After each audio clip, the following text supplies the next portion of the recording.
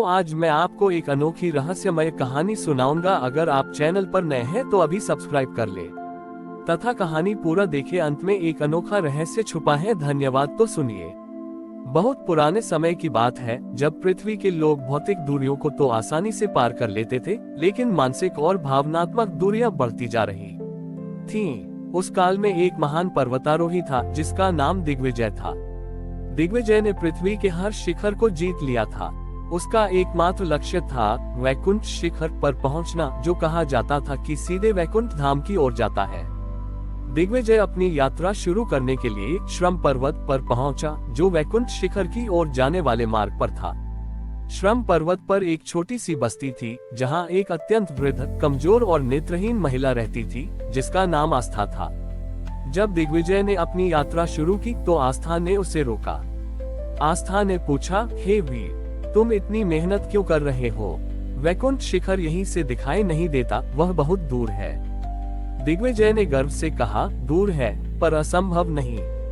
मैं अपनी शारीरिक शक्ति से वहां पहुंचूंगा। मैं वर्षों तक तपस्या और श्रम करूंगा। आस्था ने मुस्कुराते हुए कहा, वैकुंठ की दूरी पैरों से नहीं बल्कि हृदय से मापी जाती है। दिग्विजय ने उस वृद्धा की बात को अनदेखा किया और कठिन चढ़ाई शुरू कर दी। वर्षों तक दिग्विजय ने शारीरिक श्रम किया। वह ऊंचे और ऊंचे चढ़ता गया, पर वैकुंठ शिखर दूर ही रहा। उसके और शिखर के बीच एक गहरी काली खाई आ गई थी, जिसे अविश्वास की खाई कहते थे। इस खाई पर कोई भौतिक पुल नहीं था। हताश होकर दिग्विजय वापस श्रम पर्वत पर लौटा। उसने देखा कि वृद्धा आस्था अभी भी वहीं बैठी है, शांत और प्रसन्न। दिग्विजय ने दुख से कहा, मैंने अपने जीवन के 20 वर्ष लगाए, पर मैं उस खाई को पार नहीं कर सका। वैकुंठ शिखर तक पहुंचना असंभव है। उद्धरण चिन्ह। ठीक तभी भगवान विष्णु एक साधारण यात्री के वेश में वहां प्रकट हुए, जो शांति से अपनी यात्रा पर जा रहा था। यात्री विष्णु ने दिग्विजय से पूछा, तुमने शिखर तक पहुंचने के लिए अपने और शिखर के बीच की दूरी कम करने की कोशिश की, पर क्या तुमने अपने और दूसरों के बीच की दूरी कम की? उद्धरण चिन्ह। दिग्विजय ने पूछा, इसका क्या अर्थ है? विष्णु जी ने वृद्धा आस्था की ओर इशारा किया और कहा, ग्रेटर देन। तुमने वर्षों तक सोचा कि शारीरिक दूरी ही एकमात्र बाधा है, पर सबसे बड़ी बाधा तुम्हारे और आस्था के बीच की मानसिक दूरी थी। तुमने इसे कमजोर समझा और अपने अकेलेपन और श्रम पर भरोसा किया। ग्रेटर देन वैकुंठ तक पहुंचने के लिए जो सेतु चाहिए, वह केवल अदृश्य सेवा और करुणा से बनता है। तुमने जिस समय को चढ़ाई में लगाया, यदि उसका एक अंश इस नेत्रहीन वृद्धा की सेवा में लगाते, तो तुम्हारे और उसके हृदय के बीच एक सेतु बनता। Greater than. विष्णु जी ने प्रकट किया कि उस खाई पर जो अदृश्य सेतु बनता है, वह हर उस क्षण बनता है जब कोई व्यक्ति भौतिक लाभ की चिंता किए बिना किसी जरूरतमंद की सेवा करता है। दिग्विजय ने तुरंत अपने अहंकार और थकावट को त्यागा। उसने वृद्धा आस्था के पास बैठकर उसकी विनम्रता से सेवा करना शुरू कर दिया। उसने उसे भोजन दिया, पानी दिया और उसकी देखभाल की। जैसे ही दिग्विजय के हृदय में निस्वार्थ करुणा का भाव जागा, उसने महसूस किया कि उसका हृदय वृद्धा आस्था के हृदय से जुड़ गया है। उसी क्षण अदृश्य सेतु प्रकट हो गया और वह अविश्वास की खाई पर फैल गया। सेतु किसी पत्थर का नहीं, बल्कि प्रेम और निस्वार्थ सेवा की उज्ज्वल आभा का बन था।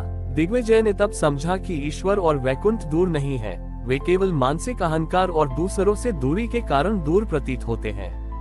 भगवान विष्णु ने सिखाया कि सबसे बड़ा शिखर वह नहीं है जिसे पैर छूते हैं, बल्कि वह है जिसे हृदय छूता है। ईश्वर तक पहुंचने का मार्ग भौतिक श्रम से नहीं, बल्कि दूसरों के प्रति न छोटी स्वार्थ प्रेम और करुणा के माध्यम से निर्मित अदृश्य सेतु से तय होता है।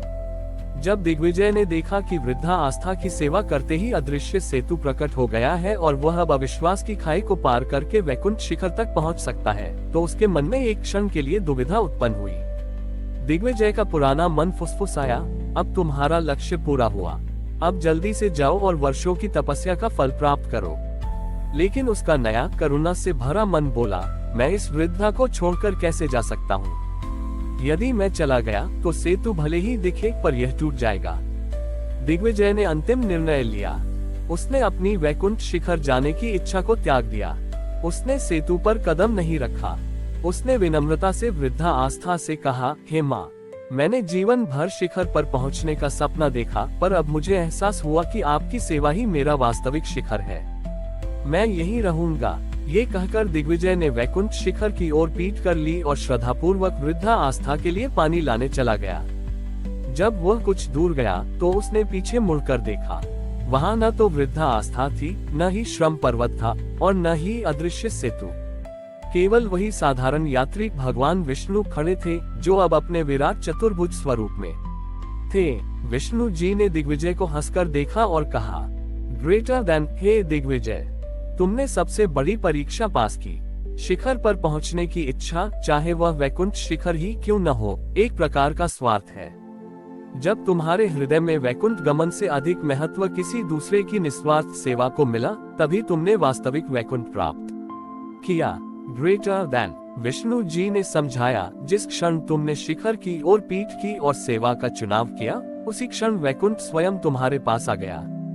वह सेतु तुम्हें केवल ये दिखाने के लिए था कि प्रेम और करुणा ही वैकुंठ तक पहुंचने का एकमात्र माध्यम है। विष्णु जी ने फिर उस वृद्धा आस्था की ओर इशारा किया, जो अब एक दिव्य शक्ति के रूप में प्रकट हुई थी। विष्णु जी बोले, ये वृद्धा केवल आस्था नहीं थी, यह मेरी ही एक शक्ति थी। मैंने तुम्हें ये बताने के लिए उसे वहां रखा था कि ईश्वर की सबसे सच्ची सेवा उन लोगों में है जो सबसे कमजोर, असहाय और अनदेखे हैं। तुमने उस दूरी को समाप्त किया, इसलिए तुमने अनंत निकटता पाई। दिग्विजय का जीवन धन्य हो गया। उसे वैकुंठ शिखर पर जाने की आवश्यकता नहीं पड़ी, क्योंकि उसका हृदय ही अब वैकुंठ बन चुका था। उसने अपना शेष जीवन लोगों को ये सिखाने में लगाया कि वे दूर की चीजों जैसे मोक्ष, शिखर, स्वर्ग का पीछा करना छोड़ दें और अपने न छोटी इकट्ठ के लोगों की निस्वार्थ सेवा करें। भगवान विष्णु ने सिखाया कि सच्ची भक्ति और मोक्ष किसी स्थान विशेष जैसे वैकुंठ पर नहीं है, बल्कि वह उस हृदय में निवास करता है जो स्वार्थ को त्याग कर निस्वार्थ सेवा और करुणा के माध्यम से दूसरों से जुड़ता है। सेवा ही गंतव्य है। हमारी और भी आध्यात्मिक एवं अनोखी कहानियां देखने के लिए हमारे चैनल पर जाएं तथा धार्मिक एवं पौराणिक अनोखी कहानियां हमारे चैनल पर है। कृपया जाके देखें तथा हमारे चैनल को सब्सक्राइब करके रखें और वीडियो लाइक जरूर करें। धन्यवाद।